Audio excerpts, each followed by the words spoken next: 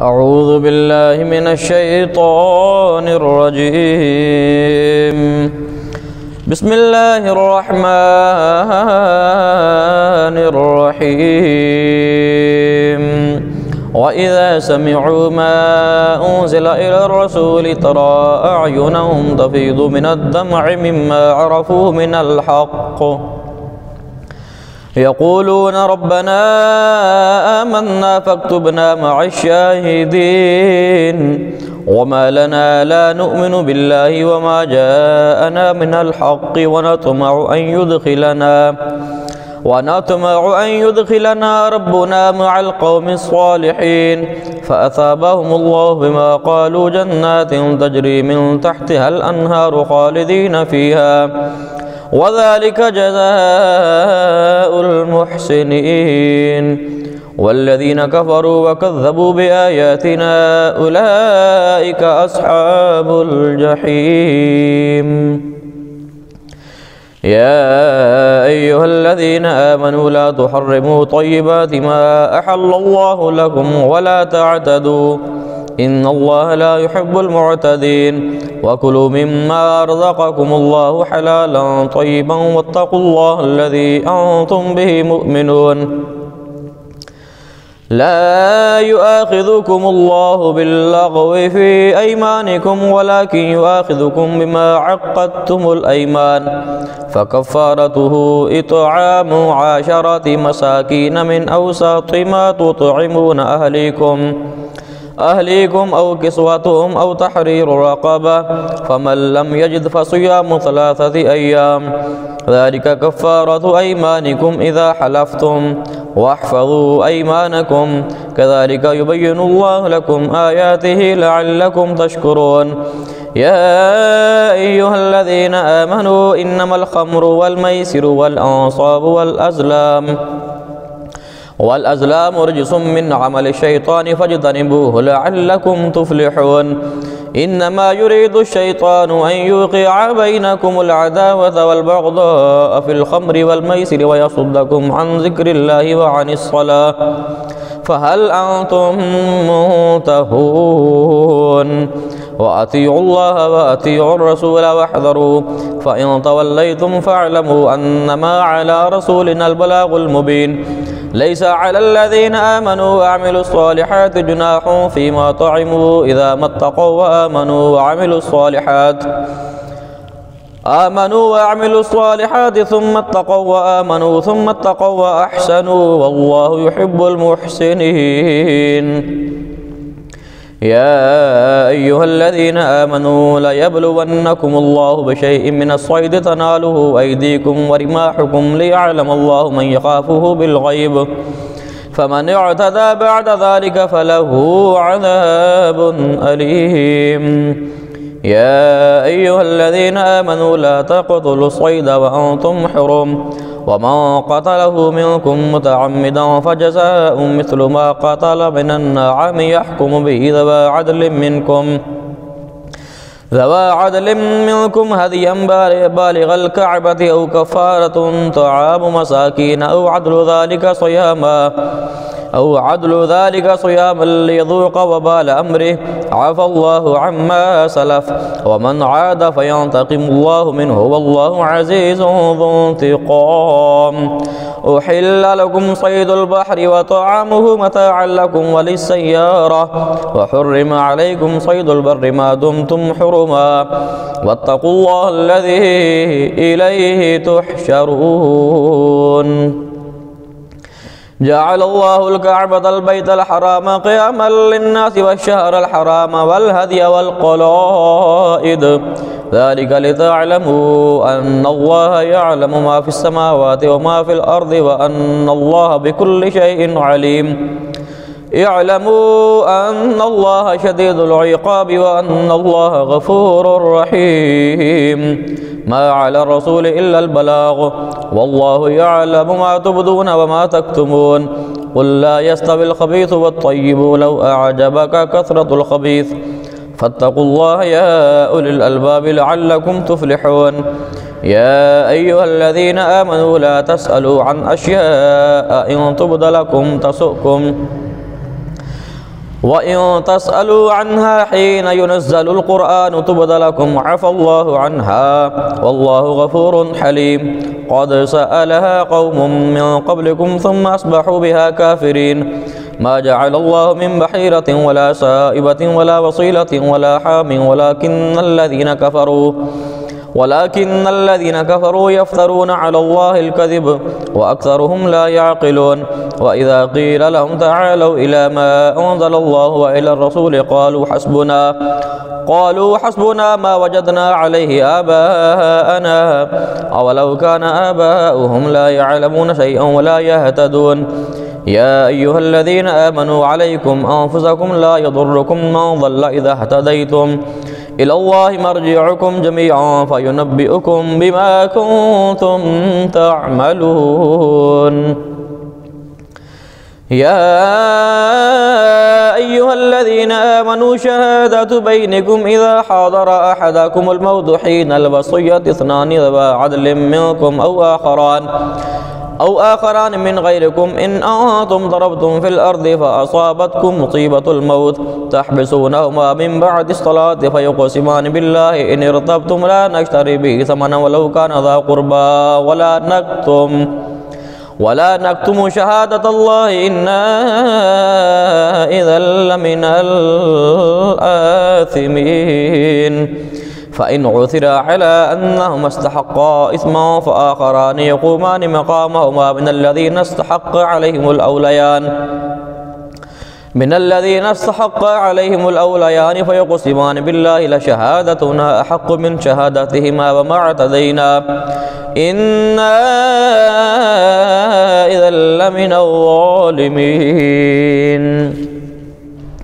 ذلك أدنى أن يأتوا بالشهادة على وجهها أو يخافوا أن ترد أيمان بعد أيمانهم واتقوا الله واسمعوا والله لا يهدي القوم الفاسقين. يوم يجمع الله الرسل فيقول ماذا أجبتم قالوا لا علم لنا إنك أنت علام الغيوب. إذ قال الله يا عيسى ابن مريم اذكر نعمتي عليك وعلى والدتك إذ أيدتك بروح القدس تكلم الناس في المهد وكهلا وإذ علمتك الكتاب والحكمة والتوراة والإنجيل وإذ تخلق من الطين كهيئة الطير بإذني فتنفخ فيها فتكون طيرا بإذني وتبرئ الأكمه والأبرص بإذني وإذ تخرج الموتى بإذني وإذ كففت بني إسرائيل عنك إذ جئتهم بالبينات فقال الذين كفروا منهم إن هذا إلا سحر مبين. وإذ أوحيت إلى الحواريين أن آمنوا بي وبرسولي قالوا آمنا واشهد بأننا مسلمون. إذ قال الحواريون يا عيسى ابن مريم هل يستطيع ربك أن ينزل علينا مائدة من السماء قال اتقوا الله إن كنتم مؤمنين. قالوا نريد أن نأكل منها وتطمئن قلوبنا ونعلم أن قد صدقتنا ونكون عليها من الشاهدين. قال عيسى بن مريم اللهم ربنا أنزل علينا مائدة من السماء تكون لنا عيدا لأولنا وآخرنا وآية منك وارزقنا وأنت خير الرازقين. قال الله إني منزلها عليكم فمن يكفر بعد منكم فإني أعذبه عذابا لا أعذبه أحدا من العالمين. وإذ قال الله يا عيسى ابن مريم أأنت قلت للناس اتخذوني وأمي إلهين من دون الله قال سبحانك ما يكون لي أن أقول ما ليس لي بحق إن كنت قلته فقد علمته تعلم ما في نفسي ولا أعلم ما في نفسك إنك أنت علام الغيوب. ما قلت لهم إلا ما أمرتني به أن اعبدوا الله ربي وربكم وكنت عليهم شهيدا ما دمت فيهم فلما توفيتني كنت أنت الرقيب عليهم وأنت على كل شيء شهيد. إن تعذبهم فإنهم عبادك وإن تغفر لهم فإنك أنت العزيز الحكيم. قال الله هذا يوم ينفع الصادقين صدقهم لهم جنات تجري من تحتها الأنهار خالدين فيها أبدا رضي الله عنهم ورضوا عنه ذلك الفوز العظيم لله ملك السماوات والأرض وما فيهن وهو على كل شيء قدير بسم الله الرحمن الرحيم الحمد لله الذي خلق السماوات والأرض وجعل الظلمات والنور ثم الذين كفروا بربهم يعدلون هو الذي خلقكم من طين ثم قضى أجلا وأجل مسمى عنده ثم أنتم تمترون وهو الله في السماوات وفي الأرض يعلم سركم وجهركم ويعلم ما تكسبون وما تأتيهم من آية من آيات ربهم إلا كانوا عنها معرضين فقد كذبوا بالحق لما جاءهم فسوف يأتيهم أنباء ما كانوا به يستهزئون ألم يروا كم أهلكنا من قبلهم من قرن مكناهم في الأرض ما لم نمكن لكم وأرسلنا السماء عليهم مدرارا وجعلنا الأنهار تجري من تحتهم فأهلكناهم بذنوبهم وأنشأنا من بعدهم قرنا آخرين ولو نزلنا عليك كتابا في قرطاس فلمسوه بأيديهم لقال الذين كفروا إن هذا إلا سحر مبين وقالوا لولا أنزل عليه ملك ولو أنزلنا ملكا لقضي الأمر ثم لا ينظرون ولو جعلناه ملكا لجعلناه رجلا وللبسنا عليهم ما يلبسون ولقد استهزئ برسل من قبلك فحاق بالذين سخروا منهم ما كانوا به يستهزئون قل سيروا في الأرض ثم انظروا كيف كان عاقبة المكذبين قل لمن ما في السماوات والأرض قل لله كتب على نفسه الرحمة لا يجمعنكم إلى يوم القيامة لا ريب فيه الذين خسروا أنفسهم فهم لا يؤمنون وله ما سكن في الليل والنهار وهو السميع العليم قل أغير الله يتخذ وليا فاطر السماوات والأرض وهو يطعم ولا يطعم قل إني أمرت أن أكون أول من أسلم ولا تكونن من المشركين قل إني أخاف إن عصيت ربي عذاب يوم عظيم من يصرف عنه يومئذ فقد رحمه وذلك الفوز المبين وإن يمسسك الله بضر فلا كاشف له إلا هو وإن يمسسك بخير فهو على كل شيء قدير وهو القاهر فوق عباده وهو الحكيم الخبير قل أي شيء أكبر شهادة قل الله شهيد بيني وبينكم وأوحي إلي هذا القرآن لينذركم به ومن بلغ أئنكم لتشهدون أن مع الله آلهة أخرى قل لا أشهد قل إنما هو إله واحد وإنني بريء مما تشركون الذين آتيناهم الكتاب يعرفونه كما يعرفون أبناءهم الذين خسروا أنفسهم فهم لا يؤمنون ومن أظلم ممن افترى على الله كذبا أو كذب بآياته إنه لا يفلح الظالمون ويوم نحشرهم جميعا ثم نقول للذين أشركوا أين شركاؤكم الذين كنتم تزعمون ثم لم تكن فتنتهم إلا أن قالوا والله ربنا ما كنا مشركين انظر كيف كذبوا على أنفسهم وضل عنهم ما كانوا يفترون ومنهم من يستمع إليك وجعلنا على قلوبهم أكنة أن يفقهوا هو في آذانهم وقرا وإن يروا كل آية لا يؤمنوا بها حتى إذا جاءوك يجادلونك يقول الذين كفروا إن هذا إلا أساطير الأولين وهم ينهون عنه وينأون عنه وإن يهلكون إلا أنفسهم وما يشعرون ولو ترى إذ وقفوا على النار فقالوا يا ليتنا نرد ولا نكذب بآيات ربنا ونكون من المؤمنين بل بدا لهم ما كانوا يخفون من قبل ولو ردوا لعادوا لما نهوا عنه وإنهم لكاذبون وقالوا إن هي إلا حياتنا الدنيا وما نحن بمبعوثين ولو ترى إذ وقفوا على ربهم قال أليس هذا بالحق قالوا بلى وربنا قال فذوقوا العذاب بما كنتم تكفرون قد خسر الذين كذبوا بلقاء الله حتى إذا جاءتهم الساعة بغتة قالوا يا حسرتنا على ما فرطنا فيها وهم يحملون وهم يحملون أوزارهم على ظهورهم ألا ساء ما يزرون وما الحياة الدنيا إلا لعب ولهو وللدار الآخرة خير للذين يتقون أفلا تعقلون قد نعلم إنه لا يحزنك الذي يقولون فإنهم لا يكذبونك ولكن الظالمين بآيات الله يجحدون ولقد كذبت رسل من قبلك فصبروا على ما كذبوا وأوذوا حتى أتاهم نصرنا ولا مبدل لكلمات الله ولقد جاءك من نبأ المرسلين وإن كان كبر عليك إعراضهم فإن استطعت أن تبتغي نفقا في الأرض أو سلما في السماء فتأتيهم بآية ولو شاء الله لجمعهم على الهدى فلا تكونن من الجاهلين إنما يستجيب الذين يسمعون والموتى يبعثهم الله ثم إليه يرجعون وقالوا لولا نزل عليه آية من ربه قل إن الله قادر على أن ينزل آية ولكن أكثرهم لا يعلمون وما من دابة في الأرض ولا طائر يطير بجناحيه إلا أمثالكم ما فرطنا في الكتاب من شيء ثم إلى ربهم يحشرون والذين كذبوا بآياتنا صم وبكم في الظلمات من يشاء الله يضلله ومن يشاء يجعله على صراط مستقيم قل أرأيتكم إن أتاكم عذاب الله أو أتتكم الساعة أغير الله تدعون إن كنتم صادقين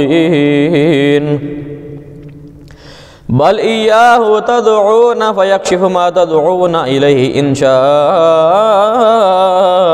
وتنسون ما تشركون ولقد أرسلنا إلى أمم من قبلك فأخذناهم بالبأساء والضراء لعلهم يتضرعون فلولا إذ جاءهم بأسنا تضرعوا ولكن قست قلوبهم وزين لهم الشيطان ما كانوا يعملون فلما نسوا ما ذكروا به فتحنا عليهم أبواب كل شيء حتى إذا فرحوا بما أوتوا أخذناهم بغتة فإذا هم مبلسون فقطع دابر القوم الذين ظلموا والحمد لله رب العالمين قل أرأيتم إن أخذ الله سمعكم وأبصاركم وختم على قلوبكم من إله غير الله يأتيكم به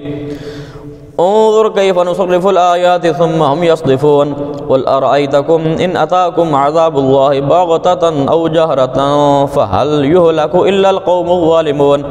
وما نرسل المرسلين إلا مبشرين ومنذرين فمن آمن وأصلح فلا خوف عليهم ولا هم يحزنون والذين كذبوا بآياتنا يمسهم العذاب بما كانوا يفسقون قل لا أقول لكم عندي خزائن الله ولا أعلم الغيب ولا أقول لكم إني ملك إن أتبع إلا ما يوحى إلي قل هل يستوي الأعمى والبصير أفلا تتفكرون وأنذر به الذين يخافون أن يحشروا إلى ربهم ليس لهم من دونه ولي ولا شفيع لعلهم يتقون ولا تطرد الذين يدعون ربهم بالغداة والعشي يريدون وجهه ما عليك من حسابهم من شيء وما من حسابك عليهم من شيء فتطردهم فتكون من الظالمين وكذلك فتنا بعضهم ببعض ليقولوا أهؤلاء من الله عليهم من بيننا أليس الله بأعلم بالشاكرين وإذا جاءك الذين يؤمنون بآياتنا فقل سلام عليكم كتب ربكم على نفسه الرحمة أنه من عمل منكم سوءا بجهالة ثم تاب من بعده وأصلح فأنه غفور رحيم وكذلك نفصل الآيات ولتستبين سبيل المجرمين قل إني نهيت أن أعبد الذين تدعون من دون الله قل لا أتبع أهواءكم قد ضللت إذا وما أنا من المهتدين قل إني على بينة من ربي وكذبتم به ما عندي ما تستعجلون به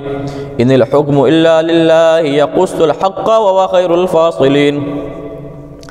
قل لو أن عندي ما تستعجلون به لقضي الأمر بيني وبينكم والله أعلم بالظالمين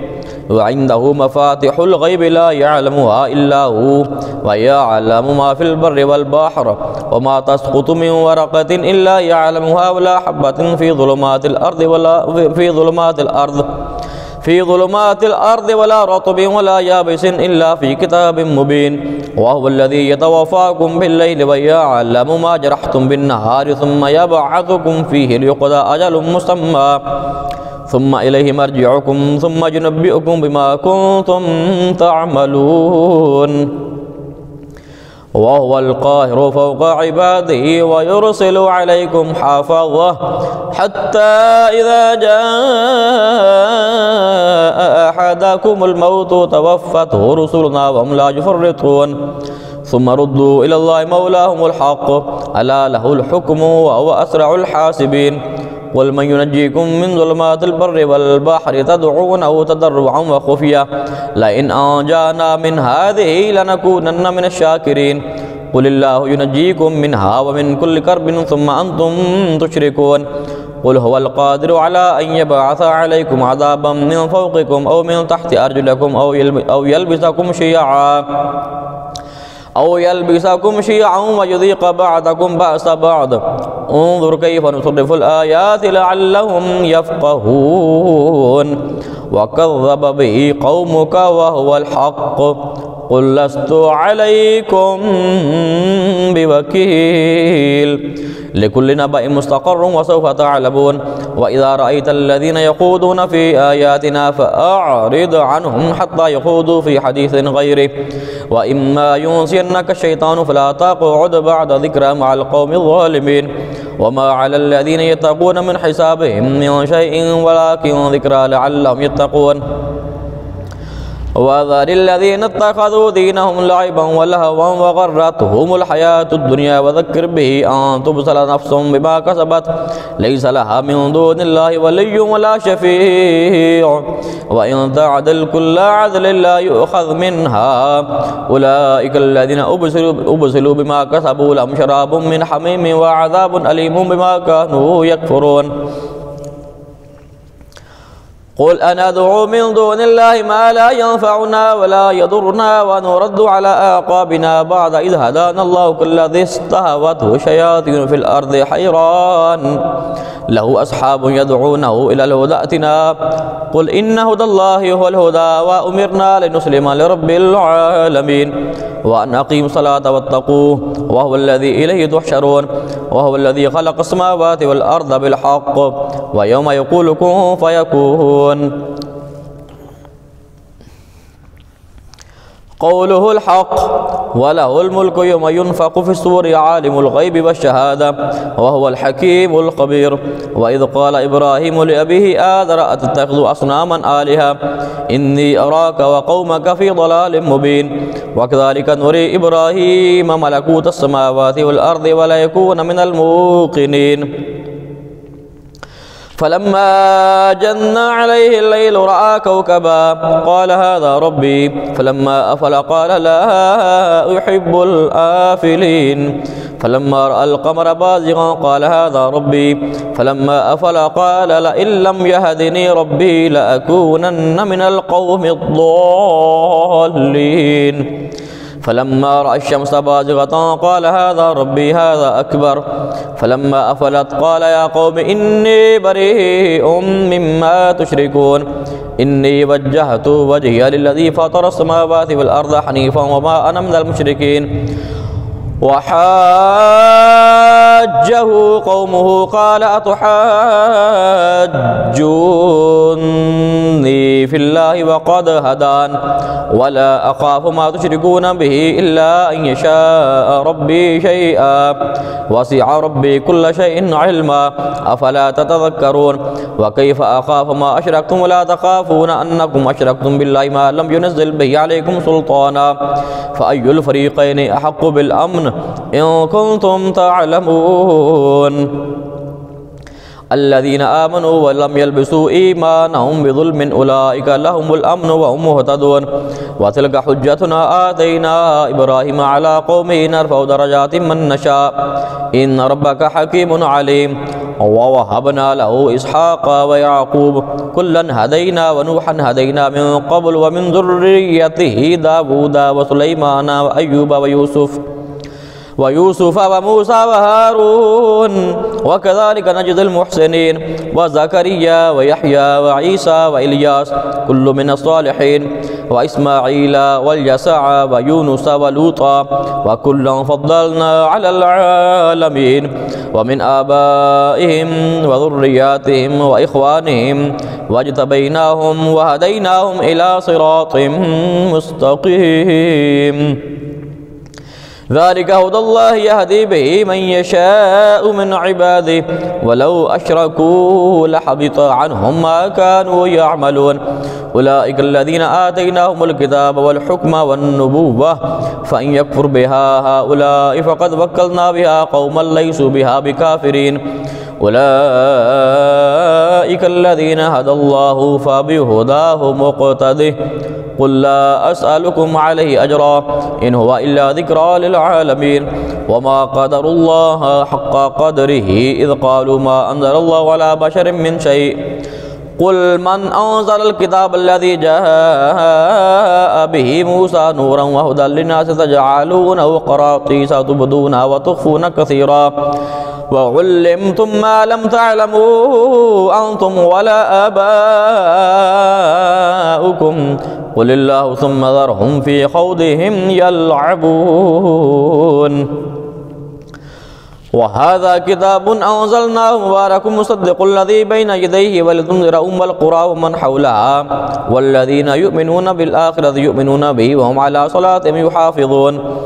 ومن أظلم ممن افترى على الله كذبا أو قال أوحي إلي ولم يوحى إليه شيء ومن قال سأنزل مثل ما أنزل الله